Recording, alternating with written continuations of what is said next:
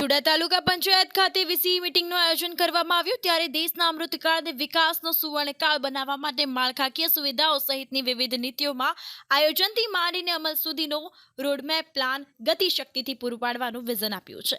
ત્યારે ચુડા તાલુકાના level executive Sadevsinh Parmar દ્વારા ચુડા તાલુકાના વીસીઈ માટે ડિજિટલ તાલુકા નામની સાઇટ અને એપ્લિકેશન બનાવીને વીસીઈ ઓનલાઈન કાર્યક્રમની સરળતા પ્રેક્ટિકલ માહિતી અને માર્ગદર્શન પૂરું પાડવામાં આવ્યું અને થમ્સનું વિતરણ કરવામાં આવ્યું હતું।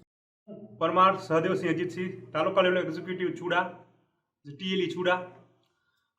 વીસી પોતે આર્થિક રીતે નિર્ભર થઈ શકે, જો કે સરકાર દ્વારા એમને ઘણી બધી સેવાઓમાં આપવામાં આવે છે। માનો ઈ ગ્રામ પોર્ટલ છે, ડિજિટલ ગુજરાત છે, ઘણી બધી સેવાઓ અત્યારે સરકાર દ્વારા ઓનલાઈન કરી છે, જેના કારણે વીસીને આર્થિક ઉત્થાનમાં ઘણો બધો ફાયદો થાય છે।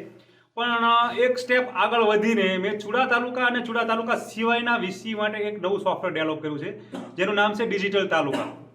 આ ડિજિટલ તાલુકાની અંદર જોવા જઈએ તો જે અરજીઓ ઓફલાઈન છે, કે ઓફલાઈન અરજીઓ જે અરજદાર લઈ અને કોઈ વિગત અધૂરી છોડી દે, કોઈ વિગત ભરેલી ના હોય, જો કે અરજદારને ખબર ના પડતી હોય, ઘણી જગ્યાએ તાલુકા પંચાયત કે મામલતદાર ઓફિસની બાજુમાં જે દુકાન કે શોપ હોય ત્યાંથી ઝેરોક્સ મળતી હોય તો ત્યાં એ લોકો એનું વિતરણ કરતા હોય છે। એની જગ્યાએ આ વસ્તુ ઓનલાઈન ગામડે મળી રહે એના માટે મેં એક સોફ્ટવેર ડેવલપ કર્યું છે અને જે અત્યારે પાયલોટ પ્રોજેક્ટ તરીકે મેં ચુડા તાલુકા પંચાયતમાં ચુડા તાલુકાના વીસી માટે મૂક્યું છે અને એને મને રિસ્પોન્સ પણ સારો મળી રહ્યો છે।